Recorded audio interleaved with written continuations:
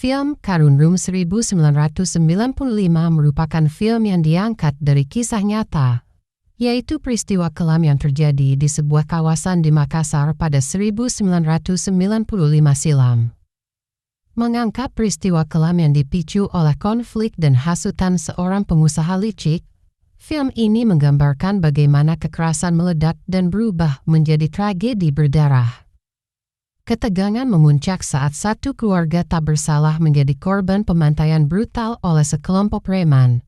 Film ini bercerita di tengah hiruk-pikuk pasar tradisional kota Makassar, sekelompok preman brutal yang dipimpin oleh Uli menebar teror dan rasa takut.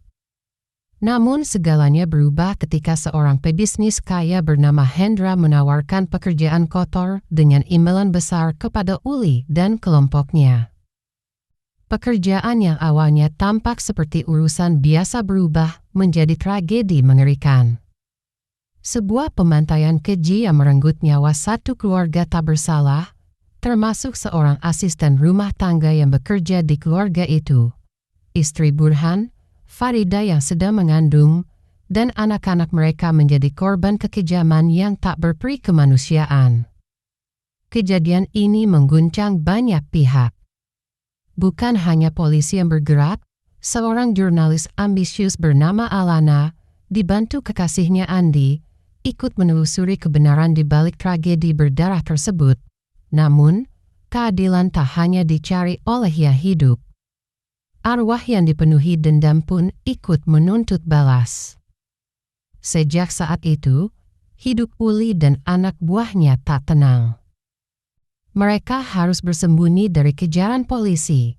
Di sisi lain, rasa bersalah, ketakutan, dan teror gaib mulai menghantui para pelaku. Satu persatu pelaku kehilangan kendali atas diri dan hidup mereka. Namun, harus ada yang pantas membayar harga dari tragedi ini sampai arwah penuh amarah itu berhenti menuntut balas.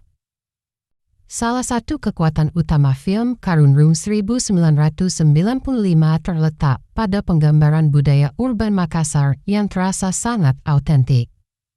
Dari suasana pasar tradisional yang riuh, penggunaan logat lokal yang khas, hingga gestur-gestur warga yang lekat dengan kehidupan sehari-hari, semuanya terjalin secara alami dan kuat, menciptakan atmosfer yang hidup dan meyakinkan. Citra kota Makassar era 90-an berhasil dihidupkan dengan sangat baik, membuat penonton seakan ikut terlibat dalam dinamika dunia premanisme masa itu. Hal ini tentu tidak lepas dari proses riset mendalam yang dilakukan tim produksi, termasuk wawancara langsung dengan masyarakat dan pihak-pihak yang berkaitan, sehingga cerita terasa tidak dibuat secara sembarangan. Namun, penggunaan logat lokal yang kental memang menghadirkan tantangan tersendiri. Meskipun ada momen di mana aksen terdengar sedikit dipaksakan, secara keseluruhan para aktor lokal menunjukkan performa yang sangat total. Dialog dan interaksi tetap terasa hidup, dan nuansa kota Makassar tetap terjaga dengan baik sepanjang film. Salah satu tokoh sentral dalam cerita tampil begitu menonjol dengan karakter seorang preman berdarah dingin yang kompleks. Ia tidak hanya hadir sebagai antagonis, tetapi juga sebagai sosok yang mengalami manipulasi dan godaan kekuasaan. Karakter ini memiliki kedalaman emosional yang kuat, membuat penonton merasa benci sekaligus iba. Beberapa karakter pendukung juga berhasil menyampaikan sisi tragis dari keluarga yang menjadi korban kekerasan. Performa mereka membawa lapisan emosi yang menyentuh dan memperkuat konflik sosial dalam cerita. Dua karakter lain yang membawa dinamika segar ke dalam film juga mencuri perhatian. Meskipun chemistry mereka dalam beberapa adegan kurang maksimal, kehadiran mereka tetap menjadi elemen penting dalam memperkaya narasi. Unsur supranatural turut dimasukkan melalui kehadiran seorang tokoh spiritual yang menambah nuansa mistis. Meskipun porsinya tidak besar, kehadirannya cukup memberikan kesan menyeramkan, terlebih karena karakter tersebut disebut-sebut terinspirasi dari sosok nyata. Lebih dari sekadar horor, film ini menyampaikan kritik sosial yang tajam.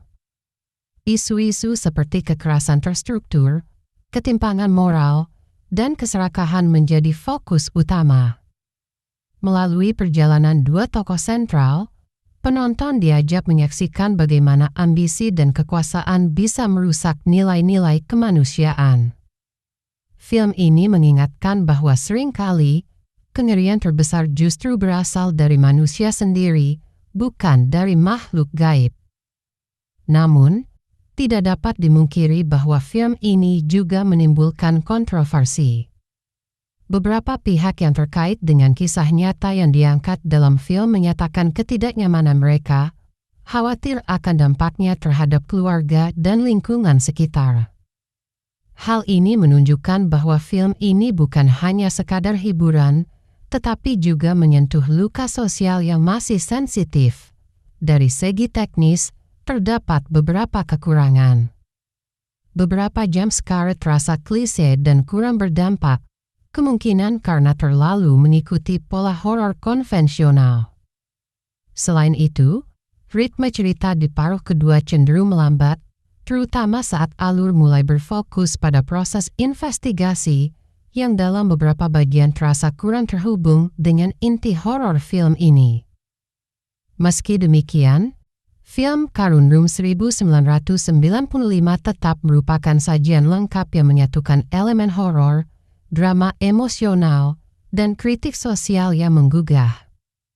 Dengan latar budaya yang kuat, akting yang solid, dan cerita yang terinspirasi dari kisah nyata, film ini berhasil menghadirkan pengalaman menonton yang tidak hanya menegangkan, tetapi juga mengundang refleksi.